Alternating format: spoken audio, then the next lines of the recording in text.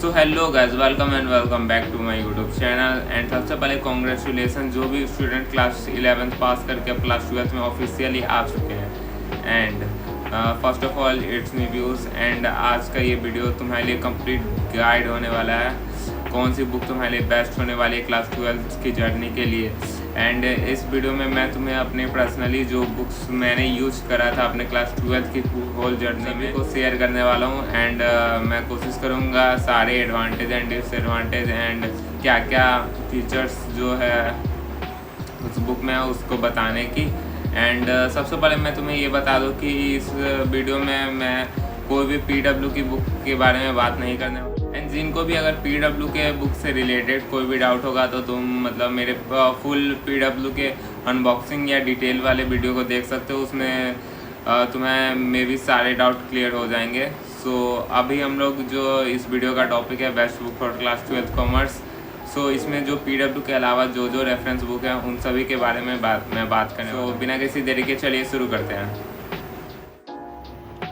सबसे पहले हम लोग बात करने वाले हैं अपने अकाउंटेंसी सब्जेक्ट के बारे में। सो अकाउंटेंसी के लिए तुम्हें सबसे अच्छा मैं तुम्हें जो बुक मैंने भी यूज करा था अपने क्लास 12th में वो है ये TS ग्रेवाल एक ऐसा बुक है जो तुम अगर competency in future competency exam की भी तैयारी करना चाहते हो या फिर बस बोर्ड की ही तैयारी करना चाहते हो तो उसके लिए भी ये बुक तुम्हारे लिए बहुत ज़्यादा यूजफुल होने वाला है। TS ग्रेवाल जो बुक है इसमें बहुत ज़्यादा ही तुम्हें एडवांटेज होगा अगर तुम इस बुक को यूज़ करते हो। इसमें हर ईजी टू हार्ड क्वेश्चन दिए होते हैं। एंड सबसे अच्छी बात मुझे इस बुक की ये लगती है कि अगर तुम इस बुक को यूज़ करोगे तो किसी भी टाइप के एग्ज़ाम के मतलब जिसमें अकाउंटेंसी क्लास 12th का रोल होता है उसके लिए बहुत ज़्यादा बेस्ट बुक होने वाला है। एंड मैं तुम्हें ये बता दूं कि इस बुक में जितने अच्छे से सारे कॉन्सेप्ट को क्लियर किए हुए हैं। अगर जैसे कोई भी न्यू स्टूडेंट जो होता है, जैसे कि मैं भी जब मैं स्टार्टिंग में क्लास 12th में आया था एंड मैंने इस बुक को यूज़ किया, इस बुक में जो कॉन्सेप्ट क्लियरिटी पे जो फोकस किया गया है स्टूडेंट्स के लिए बहुत ज़्यादा ही अच्छा बुक है। अगर तुम लोग न्यू स्टूडेंट हो, सबसे ज़्यादा डाउट तो यही होता है 11th से जो बच्चे क्लास 12th में आते हैं कि है ना, तो जो 11th की जो अकाउंटेंसी थी उससे पूरी ही अलग है क्लास 12th की अकाउंटेंसी। 11th में जैसे हम लोग जो हम लोग का चैप्टर था वो उस टाइप का कुछ नहीं है क्लास 12th में, सारा ही पूरा गेम ही पूरा पलट चुका है क्लास 12th में। अगर तुम अब भी अगर तुम मतलब सीरियस नहीं होते हो तो तुम मतलब बहुत ज़्यादा दिक्कत होने वाला है आगे। सो स्टार्टिंग से ही अगर तुम लोग अच्छे से क्वेश्चन प्रैक्टिस करोगे, क्वेश्चन को ट्राई करो कि तुम लोग सारे क्वेश्चन इलस्ट्रेशन सब कुछ सॉल्व करने की कोशिश करो, क्योंकि क्लास 12 जो है वो स्टार्टिंग में अगर तुम लोग अच्छे से मेहनत करोगे तो एंड में तुम्हें ज़्यादा दिक्कत नहीं होने वाला है। इसीलिए मैं तुम्हें सोचा गाइड कर दो कि ये भी बता देता हूँ। अगर तुम लोग ऐसा करोगे तो बहुत ज़्यादा हेल्प होगी तुम्हें। जितने अच्छे से कॉन्सेप्ट क्लियरिटी पे फोकस किया गया है, मैं भी जब पर्सनली क्लास 12th में जब स्टार्टिंग में आया था तो मुझे कुछ समझ नहीं आ रहा था कि गुडविल आखिर होता क्या है, एडमिशन और पार्टनर चैप्टर, ये सब जो मेन चैप्टर होते हैं जो बच्चे को बहुत ज़्यादा डाउट होता है एट स्टार्टिंग। सो इस बुक में जिस लैंग्वेज का यूज़ किया गया है कोई भी चीज़ को एक्सप्लेन करने के लिए, ये बुक बहुत ज़्यादा अच्छा मुझे लगता है। एंड इस बुक से मुझे बहुत ज़्यादा हेल्प मिली है।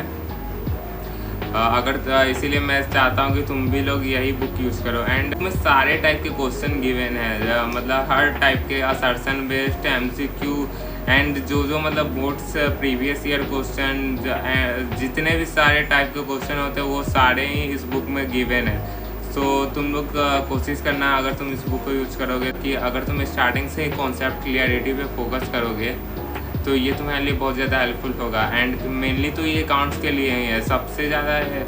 अगर अकाउंट्स का तुम्हारा कॉन्सेप्ट क्लियर है तो तुम्हें कभी भी कोई दिक्कत नहीं होने वाला है। सो बस यही है अकाउंट्स के लिए। एंड तुम लोग अगर इस बुक को फॉलो करोगे तो ये बहुत ज़्यादा अच्छा होगा। एंड अब हम लोग बात करते हैं BST की।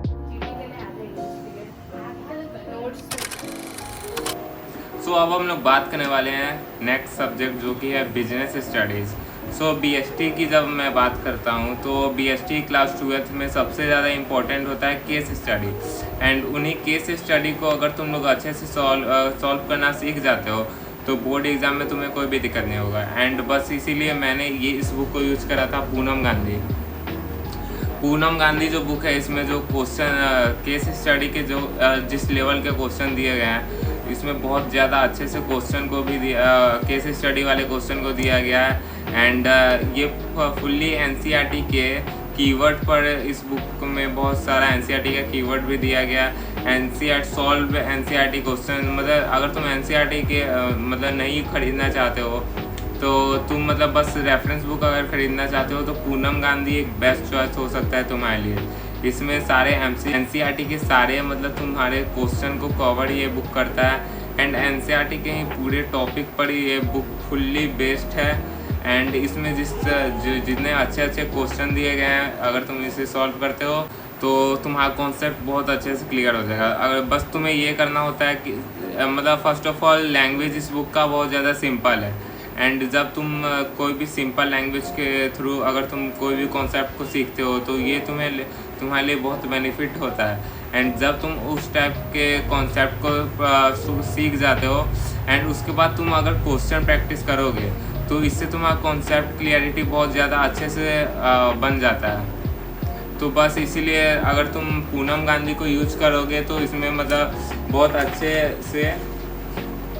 बहुत अच्छे से तुम्हें मतलब सारे एनसीईआरटी के हेडिंग एंड कीवर्ड जो इसने यूज़ किया है बहुत अच्छे से। सबसे पहले तो ये मैं बता दूं कि इस बुक का लैंग्वेज बहुत ज़्यादा अच्छा है। एंड मैं तुम्हें यही बोलूँगा कि तुम इस बुक को ईज़िली एक बार रीड करके तुम्हारा कॉन्सेप्ट बहुत अच्छे से क्लियर हो जाएगा। तो अब ये तुम्हारी चॉइस है, तुम पूनम गांधी को यूज कर सकते हो। एंड बहुत ज़्यादा लोग कहेंगे संदीप गर्ग, तो मुझे वो संदीप गर्ग का तो पता नहीं, लेकिन पूनम गांधी मैंने यूज किया एंड ये बहुत ज़्यादा अच्छा बुक है।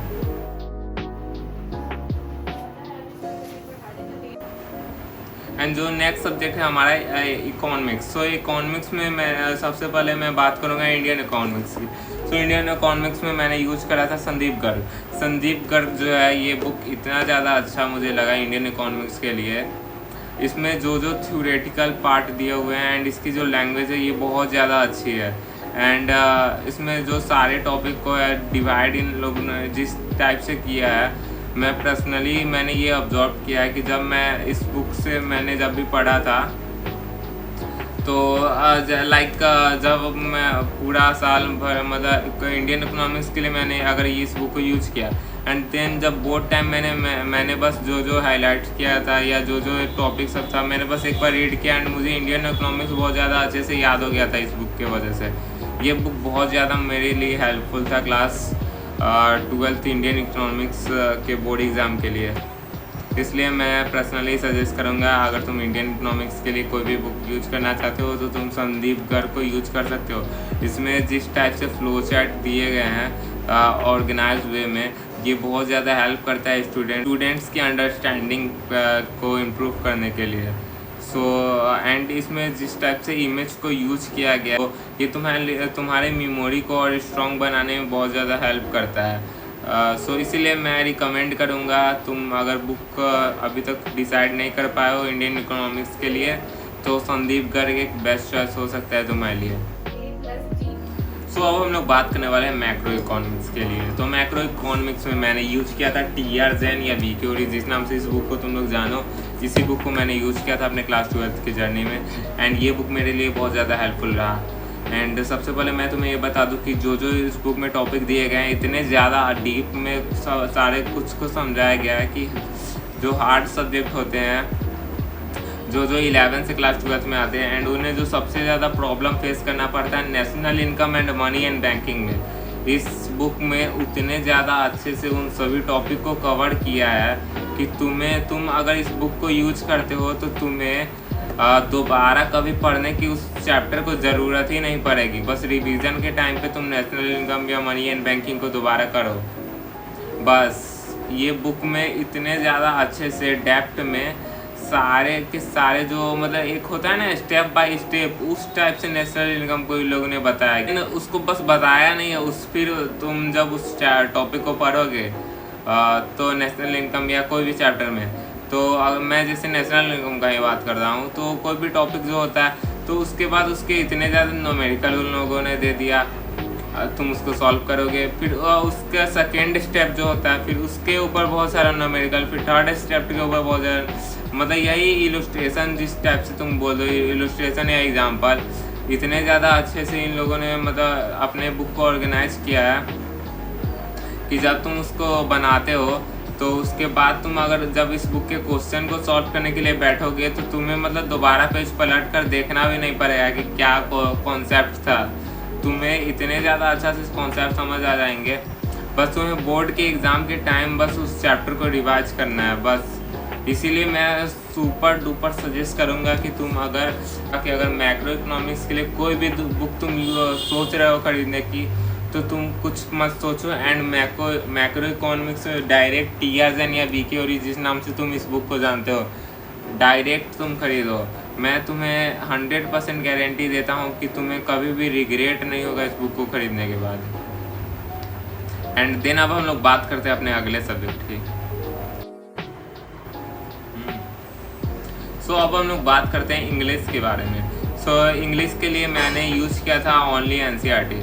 लेकिन उसके बाद जब हम लोग एग्ज़ाम देते हैं प्री बोर्ड या तुम मतलब हाफ ईयरली कोई किसी भी टाइप के एग्ज़ाम दोगे तब तुम्हें समझ आता है कि अच्छा हाँ बस लिटरेचर ही इनफ नहीं है, तुम्हें और ज़्यादा क्वेश्चन करने की ज़रूरत होती है।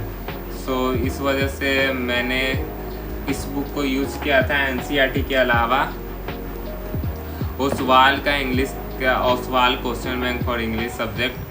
सो ओसवाल का जो क्वेश्चन बैंक है इसमें मतलब मैंने इस बुक को यूज़ किया था इंग्लिश के लिए बिकॉज जैसे कि रीडिंग कॉम्प्रीहेंशन हो गया एंड अदर राइटिंग स्किल में जो आते हैं सो उन सब के क्वेश्चन प्रैक्टिस करने के लिए मैंने ओसवाल का क्वेश्चन बैंक लिया था। एंड क्वेश्चन बैंक तो तुम सभी को पता है क्वेश्चन बैंक क्वेश्चन प्रैक्टिस करने के लिए होता है, बस इसीलिए मैंने इस बुक को भी लिया था क्वेश्चन प्रैक्टिस करने के लिए। लाइक मेरा ये था जैसे मैं पीडब्ल्यू से पढ़ता था इंग्लिश।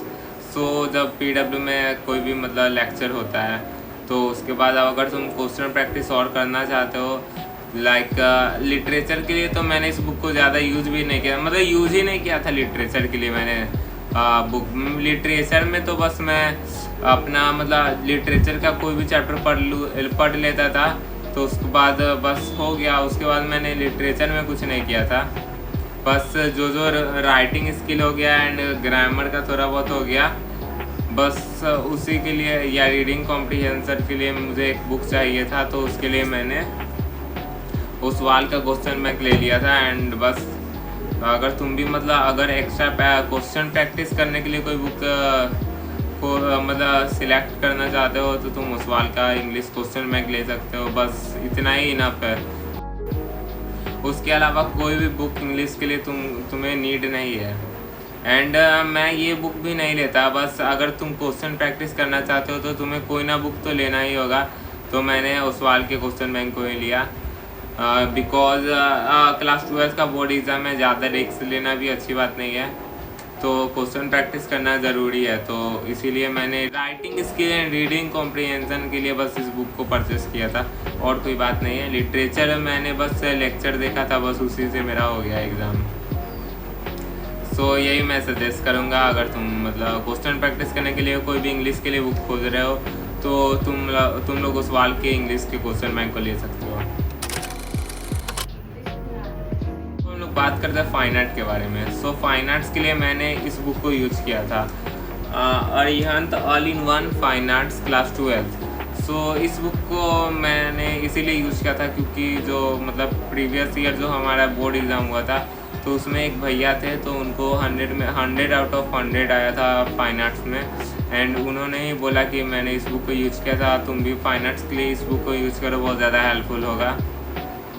तो मैंने बस इसी बुक को यूज किया था फाइन आर्ट्स के लिए। एंड एक यूट्यूब चैनल है प्रियंका शर्मा आर्ट टाइप से कुछ चैनल है, बस उन्होंने वही बोला था कि हाँ उस चैनल को तुम फॉलो करो एंड इस बुक के क्वेश्चन बस सॉल्व करो तो हाँ फाइन आर्ट्स बहुत अच्छे से हो जाएगा। एंड मैंने बस वही किया एंड मेरा फाइन आर्ट्स का एग्ज़ाम बहुत ज़्यादा अच्छे से गया बोर्ड्स एग्ज़ाम। सो मैंने सोचा कि फाइन आर्ट्स का भी इस वीडियो में मैं बता दूं कि मैंने क्या बुक यूज किया था फाइन आर्ट्स के लिए। बस अब हम लोग बात करते हैं अपने अप्लाइड मैथ के बारे में। सो अब हम लोग बात करने वाले हैं अपने अप्लाइड मैथ के बारे में। सो अप्लाइड मैथ में मैं स्टार्टिंग में बस PW का जो रेफरेंस बुक होता है अप्लाइड मैथ का उसे ही यूज़ कर रहा था, लेकिन बाद में मुझे रियलाइज़ हुआ कि नहीं, ये बुक इनफ ही नहीं है। इस बुक में बहुत ज़्यादा मिस्टेक दिए हुए हैं सारे क्वेश्चन में, मतलब इलस्ट्रेशन जो होते हैं या एग्जाम्पल, उसमें ज़्यादा दिक्कत नहीं है। जब तुम कोई भी क्वेश्चन को सॉल्व करते हो एंड जब तुम आंसर मिला मैच करने की कोशिश करते हो तो तुम्हें पता चलता है कि वो आंसर गलत है तुम्हारा। सो जब तुम उसके बाद जब मैंने इसे गूगल पे किया या कहीं भी किया तो मुझे पता चलता है ये मेरा आंसर सही है। सो इससे डीमोटिवेशन हो जाता है स्टूडेंट के अंदर। सो इस वजह से मैंने PW के अप्लाइड मैथ्स के बुक को वहीं पे ब्रेक कर दिया।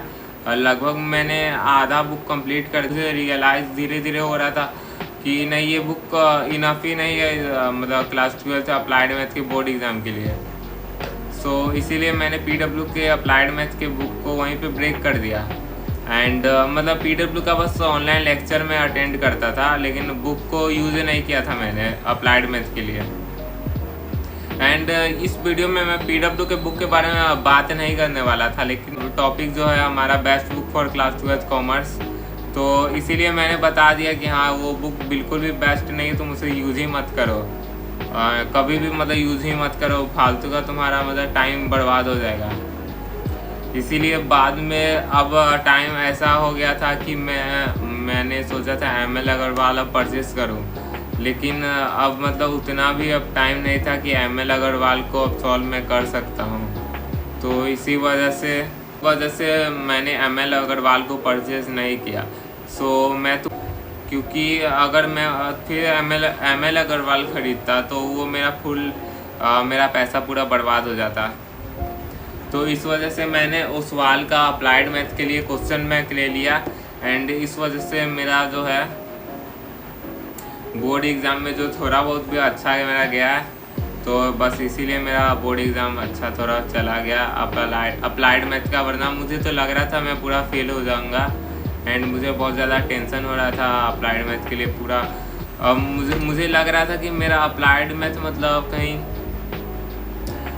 जो मतलब फेल कहीं हो जाऊँ या एक्सेट्रा, बहुत सारा मतलब स्ट्रेस पूरा हो गया था।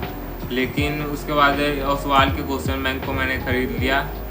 एंड इस वजह से मेरा थोड़ा एग्ज़ाम थोड़ा भी मतलब मतलब थोड़ा जो कंट्रीब्यूट हुआ है अच्छा होने के कारण ओसवाल को ही जाता है। सो वही बात है, अगर तुम मतलब कोई भी बुक लेना चाहते हो तो ML अग्रवाल तुम्हारे लिए बेस्ट चॉइस होने वाला है। एंड ML अग्रवाल के अलावा अगर कोई तुम्हें बुक चाहिए तो तुम ओसवाल का अप्लाइड मैथ का क्वेश्चन बैंक ले सकते हो, वो भी बहुत ज़्यादा अच्छा रहेगा तुम्हारे लिए।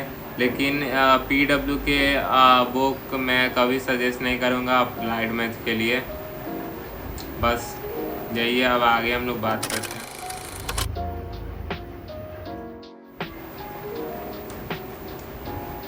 सो रेफरेंस बुक के अगर अलावा बात की जाए जो मैंने बुक यूज़ की थी, तो मैं तुम्हें एक साथ सारे बुक दिखा देता हूँ कि जो रेफरेंस बुक है उसके अलावा मैंने कौन कौन सी बुक यूज़ की थी। तो अप्लाइड मैथ में तो मैंने दिखाई दिया कि ओसवाल का क्वेश्चन बैंक मैंने यूज करा था। इंग्लिश के क्वेश्चन प्रैक्टिस के लिए मैंने इंग्लिश में भी ओसवाल का ही क्वेश्चन बैंक यूज किया था। एंड बिजनेस स्टडी जो हमारा सब्जेक्ट है उसमें टुगेदर विथ का मेरे सर ने ये स्टडी मटेरियल दे दिया था, तो मैंने इस बुक को यूज किया था बिजनेस स्टडी के लिए एग्ज़ाम टाइम पर। एंड मैंने बिजनेस स्टडी की स्ट्रैटेजी में भी तुम्हें यही बताया था कि इस बुक को मैं यूज़ कर रहा हूँ। तुम भी अगर चाहते हो तुम्हारे पास जो भी बुक है उसको यूज़ कर सकते हो। एंड ये स्ट्रैटेजी फुल्ली सक्सेसफुल रही। एंड अकाउंटेंसी में मतलब इसमें भी टुगेदर विथ का स्टडी मटेरियल मेरे सर ने इसी तरह मुझे पढ़ने के लिए दिया था एग्ज़ाम टाइम, तो इसी बुक को मैंने यूज़ किया था। एंड उतना मैंने अकाउंट्स के लिए इस बुक को यूज़ ही नहीं किया था। मैं अगर रियलिटी बताऊं, बिजनेस स्टडी के लिए मैंने इस बुक को प्रॉपर यूज़ किया था, अकाउंट्स में नहीं। इसीलिए मैं तुम्हें ये बताना चाहता हूँ कि अकाउंट्स के लिए बस TS अग्रवाल इनफ है, उसके अलावा कोई भी बुक तुम्हें नीड नहीं है। इस बुक को मैंने थोड़ा बहुत यूज़ किया था, लेकिन उतना ज़्यादा मतलब वर्थ इट नहीं है। कोई भी मतलब अकाउंट्स में तुम्हें कोई भी क्वेश्चन बैंक खरीदने की ज़रूरत नहीं है अगर तुम TS अग्रवाल अगर है तुम्हारे पास। एंड अब हम लोग बात करते हैं इकोनॉमिक्स में। तो बस यूज़ किया था अनदर जो रेफरेंस बुक के अलावा जो बुक यूज़ मैंने किया था वो है ये एडुकार्ड सैम्पल पेपर फॉर इकोनॉमिक्स। सो इस बुक को परचेस करने का बस मेरा यही था कि मुझे टेस्ट करना था कि हाँ मेरा कॉन्सेप्ट क्लियर है या नहीं है, बिकॉज इसके अंदर जो बस ये दो इस टाइप के कुछ देते हैं ये लोग, रियल लाइफ टेस्ट टाइप से कुछ इसमें क्वेश्चन पेपर है एंड एक OMR सीट फिल करने के लिए होता है। बस इसीलिए मैंने इसको ख़रीदा था। देख सकते हो मैंने इसको पूरा बनाया हुआ है। तो यही मैंने बस परचेस किया था क्योंकि ये बुक मुझे बस टेस्ट करना था कि हाँ मतलब मेरा कॉन्सेप्ट क्लियर है या नहीं, इसीलिए मैंने इकोनॉमिक्स के लिए इस बुक को परचेस किया। एंड इस बुक को परचेस करने के बाद मुझे पता चलता है कि इसके अंदर एक और प्लस पॉइंट दिया हुआ है। जब तुम इस बुक को परचेस करोगे तो तुम्हें पता चला इसके अंदर बहुत सारे फ्लो चार्ट दिए हुए हैं। इतने सारे फ्लो चार्ट के बाद तुम देखते हो कि एक वर्कशीट 1 इसी टाइप से बहुत सारे वर्कशीट इन लोगों ने दिया हुआ है। चैप्टर वाइज वर्कशीट है ये। इसमें चैप्टर वाइज मतलब जैसे मुझे मेरा जो पर्पस था सैम्पल पेपर खरीदने का, बस मुझे टेस्ट करना था अपना कॉन्सेप्ट अंडरस्टैंडिंग कैसा है मेरा बोर्ड एग्ज़ाम के लिए, मतलब मेरा जो प्रिपरेशन है वो अच्छा है या नहीं है। तो इसे ही बस मुझे टेस्ट करना था। एंड ये बुक मेरे लिए फुल्ली वर्थ इट रहा क्योंकि इसके अंदर जो चैप्टर वाइज क्वेश्चन सारे दिए हुए हैं इन सभी को मैंने सॉल्व किया था। एंड इसको सॉल्व करने के बाद मुझे पता चलता है हाँ सारे कॉन्सेप्ट मेरे क्लियर हैं। देन उसके बाद हम लोगों ने मैंने इससे यूज़ किया था इसके क्वेश्चन पेपर को एंड इस OMR सीट को एंड इसे बनाया था। बस यही है। इकोनॉमिक्स में मैंने बस इतना यही बुक खरीदा था एंड इसमें भी मैंने भी इसे पूरा नहीं बनाया, बस दो सैम्पल पेपर बनाया एंड इतना ही मेरे लिए इनफ रहा। तो यही थी मेरी क्लास 12 कॉमर्स स्ट्रीम जो मैंने बुक को यूज़ किया था अपने क्लास 12 कॉमर्स जर्नी में। तो मैंने सारे बुक को तुम्हें बता दिया है, तुम परचेस कर सकते हो। मैं तुम्हें फुल्ली रिकमेंड करूँगा जो बुक मैंने आज बताया है। एंड बस यही था आज का ये वीडियो। एंड अगर तुम्हें कुछ भी डाउट हो तो तुम नीचे कमेंट करके ज़रूर बताना। मैं सभी कमेंट का रिप्लाई करने की पूरी कोशिश करूँगा। एंड इसी टाइप के और वीडियोस के लिए तुम लोग इस चैनल को सब्सक्राइब कर सकते हो। एंड वीडियो अच्छी लगे तो लाइक कर देना। एंड मिलते हैं इसी टाइप के नेक्स्ट वीडियो में। बस यही था आज का हमारा वीडियो। एंड वैसे फ़ोन का बैटरी अब फुल्ली डिस्चार्ज हो चुका है, तो अब वीडियो भी ज़्यादा लंबा ना करते हुए अभी हम लोग एंड करते हैं इसे। सो सब्सक्राइब कर देना।